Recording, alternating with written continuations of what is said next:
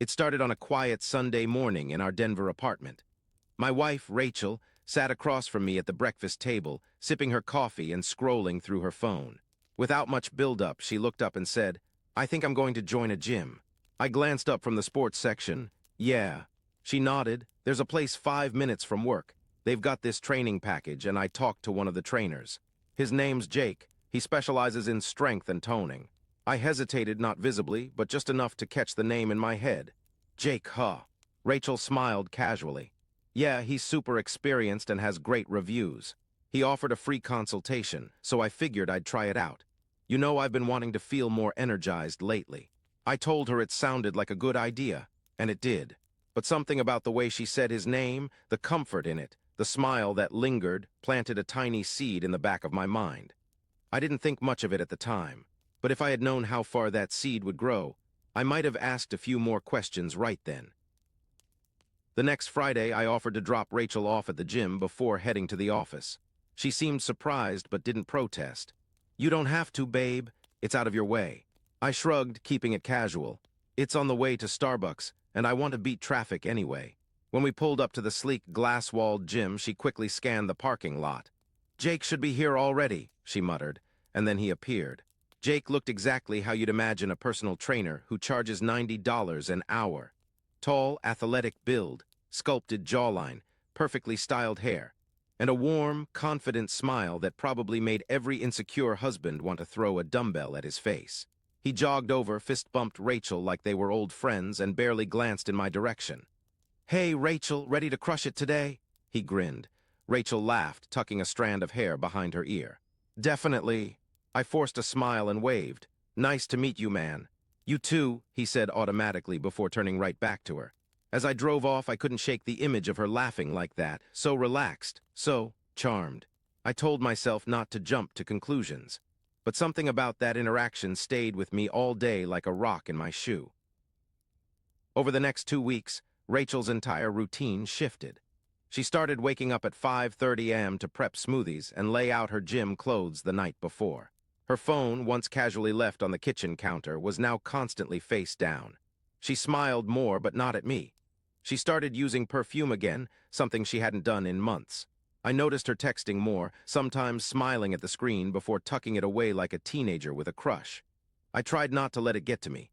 One night I asked, "So, how's training with Jake going?"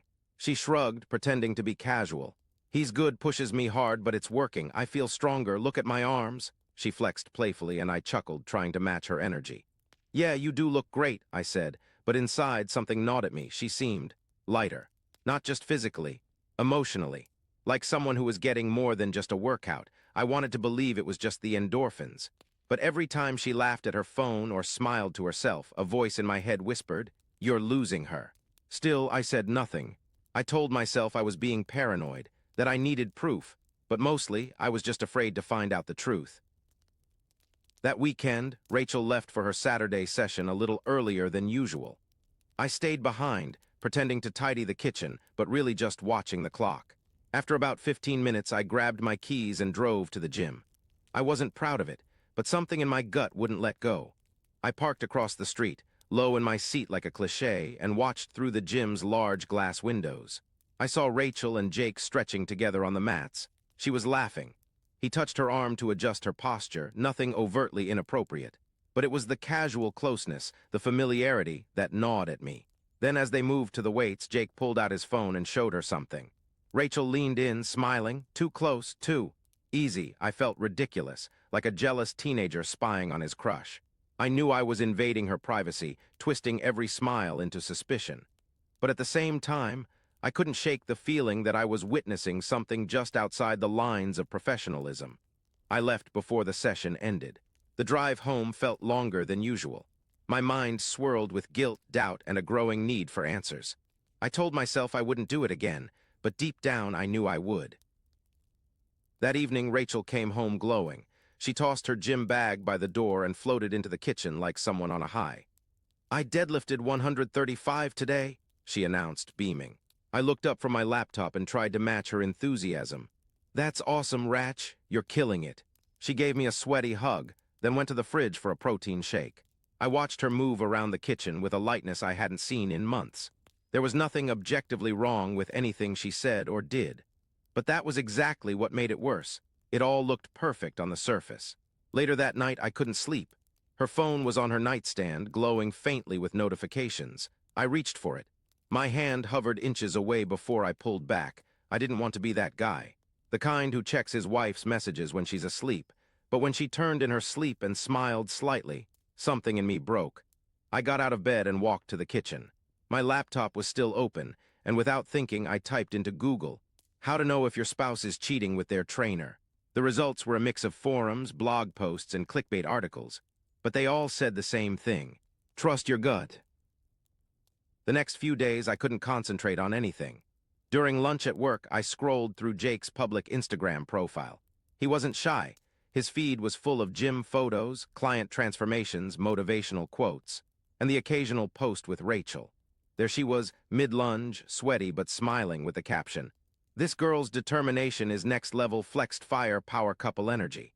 I stared at the phrase, power couple energy. Was it just a joke, a careless hashtag, or was he trying to send a message? That night, I casually brought it up. "You and Jake seem to be getting along pretty well online." Rachel blinked, caught off guard. "What do you mean?"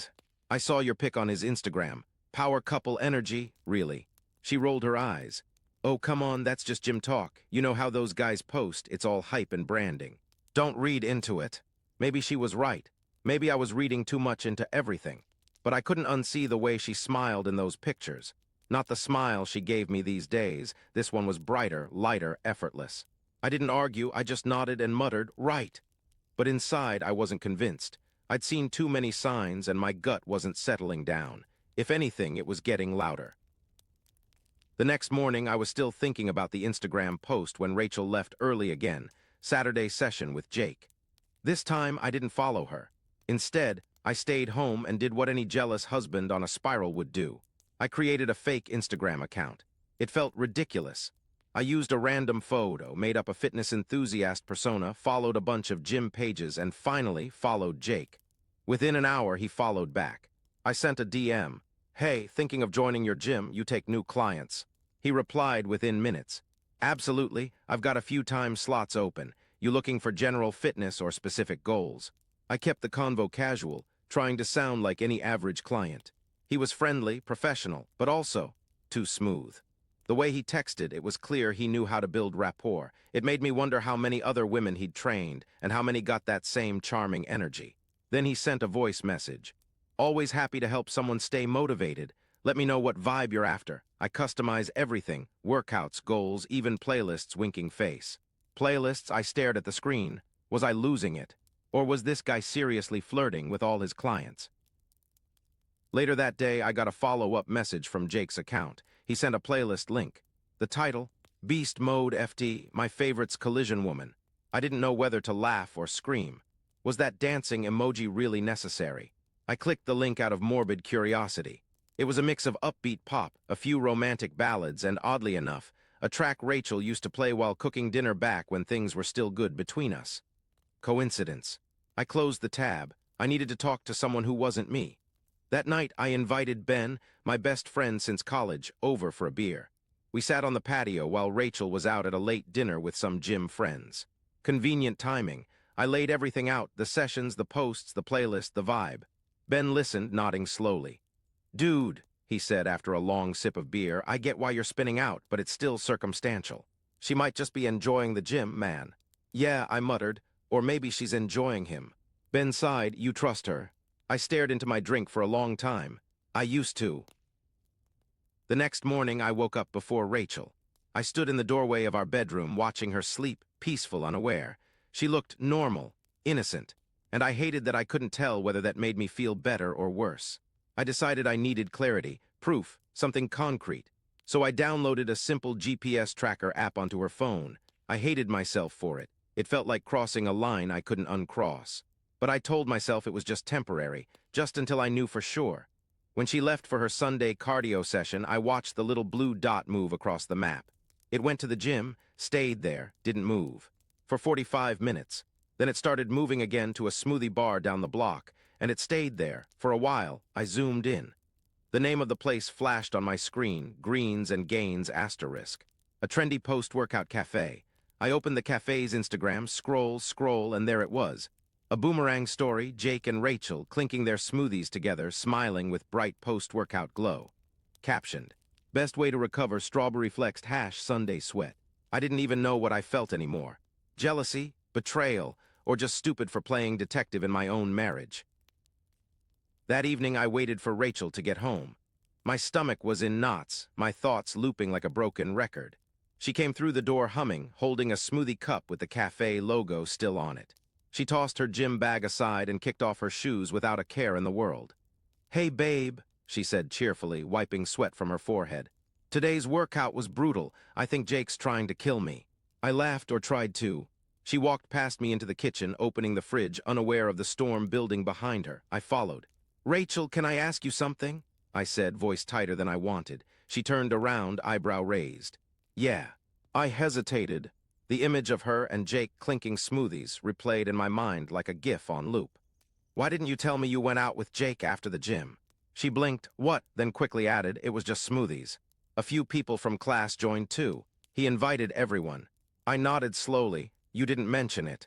She looked away for a second, then back at me. "I didn't think it mattered. Are you mad?" I didn't know what I was, suspicious, angry, heartbroken. Maybe all of it. "I just want to know what's going on," I said quietly. Her smile faded. Rachel leaned against the counter, arms crossed now, her smoothie still in one hand. The cheerful glow she'd walked in with had vanished. "I don't get it, Mike. You never cared about my gym stuff before. Why now?" she asked. I hesitated. "Because I saw a video of you laughing with another man. Because I feel like you smile at your phone more than at me. Because every time I look at you lately, I wonder if I'm already too late. But all I said was, because you didn't tell me." She looked frustrated. "It was just a smoothie. I didn't think I needed to report every detail." I ran a hand through my hair, exasperated. "It's not about the smoothie. It's about how it feels like you're hiding things." Rachel looked at me for a long time. "I'm not hiding anything, Mike. I go to the gym, I work out, I come home. If something's off, maybe it's not just me." That hit harder than I expected. I opened my mouth to respond, but nothing came out. For a moment, the silence between us was louder than anything either of us had said. She broke it first. "I'm going to shower." And just like that, she walked away, leaving me alone with my doubts and a half-empty smoothie sweating on the counter. Rachel stayed in the bathroom longer than usual. I sat alone at the kitchen table, still in the same spot, still staring at the sweat ring left by her smoothie. I didn't know if we just had a fight or a warning sign or both. I just knew the air in the room felt heavier than before. Eventually, she came out. Hair wet, dressed in an oversized sleep shirt, no makeup, just Rachel. The Rachel I'd fallen in love with. She didn't say anything at first. Just sat across from me, folding her arms on the table. "I'm not cheating on you, Mike." Her voice wasn't defensive, it was tired, quiet. I looked at her, unsure whether I felt relief or disbelief. "I needed something that was mine," she continued. "Something I could be proud of, the gym." Jake, it gave me confidence again, after feeling invisible for so long. I blinked, invisible. She looked at me, eyes soft now. "You used to ask how I felt, now you ask where I went." I swallowed hard. Her words weren't cruel, they were just honest, and somehow that hurt more. "I don't want to lose us," I whispered. Rachel nodded slowly. "Then let's stop assuming and start talking." That night neither of us slept well. We lay side by side in bed, both staring at the ceiling in silence. No TV, no background noise, just breath and distance. I wanted to reach for her hand, but my fingers felt like bricks. Heavy with guilt, with hesitation. Eventually, Rachel whispered, "You used to leave me little notes on the fridge. Do you remember that?" I turned my head slowly. "Yeah, you always kept them in that old recipe box." "I still have them," she said. "Even the one you wrote after our first fight. The one that said, 'We're better than this.'" I closed my eyes. I did remember. I remember writing it with shaking hands, terrified she'd leave. Back then, everything felt fragile but fixable. Now it just felt uncertain. "What happened to us, Mike?" she asked. I searched for something to blame, her trainer, the gym, the silence between us, but the truth felt simpler and more brutal. "We stopped trying," I said. She didn't argue. Didn't cry, she just nodded once, almost to herself. A long pause, then barely audible, she asked, "Do you think we can get it back?" This time I didn't hesitate. "I want to try." The next morning I woke up first. Rachel was still sleeping beside me, one arm across her stomach, the other tucked under her head. Her breathing was slow and even, and for the first time in weeks, she looked peaceful. I slipped out of bed quietly and went to the kitchen. As the coffee brewed, I pulled open the drawer near the fridge and dug through it until I found an old notepad, yellowed at the edges, a little dusty. I flipped it open and wrote a note. I know we're not perfect, but I still choose you. Let's try again. I folded it and stuck it to the fridge with the old, smiley face magnet she used to love. When she came into the kitchen 30 minutes later, her eyes were still puffy from sleep. She wore one of my old hoodies and her hair was pulled into a messy bun. She saw the note before she saw me. She stood there for a while, reading, then rereading. When she finally turned around, she didn't say anything. She just walked over and hugged me, tight, full body, no words. And in that moment, I realized something. Sometimes the scariest part of love isn't the breaking. It's the decision to rebuild. Later that day, we took a walk. It wasn't planned. We just found ourselves lacing up our sneakers and heading out the door. No destination, just movement. The air was crisp. Fall was creeping in, leaves scattered across the sidewalk, the sun gentle instead of harsh. We didn't talk much at first, just walked side by side, hands occasionally brushing but never fully intertwining. Eventually, Rachel said, "I think I forgot how to be a wife who isn't just surviving." I looked at her. She wasn't being dramatic, she was just being real. "I think I forgot how to be a husband who listens," I replied. She smiled softly. "I think we both forgot how to be teammates." I nodded. "Let's relearn." She didn't answer with words. Instead, she reached over and gently took my hand. This time, she didn't let go. We walked a few blocks like that, quiet but connected. For the first time in a long time, it didn't feel like we were walking apart from each other. It felt like we were walking towards something. Together. That evening, Rachel suggested we cook together. We hadn't done that in ages. Not since before her gym journey started. Back when dinner was an event, not a routine. She pulled out a recipe from the old box she kept above the fridge. Chicken stir-fry, nothing fancy, but it was the one we used to make in our first apartment. "I thought it could be fun to try again," she said, placing the recipe card down on the counter. "You mean without setting off the fire alarm this time?" I smirked. She laughed, and for the first time in days it wasn't strained. We moved around each other easily, chopping, seasoning, joking about how bad we were at measuring anything. Rachel accidentally added too much soy sauce. I forgot to rinse the rice. We both swore it still tasted better than takeout. By the time we sat down to eat, it wasn't just the food that felt warm, it was the air between us. Softer.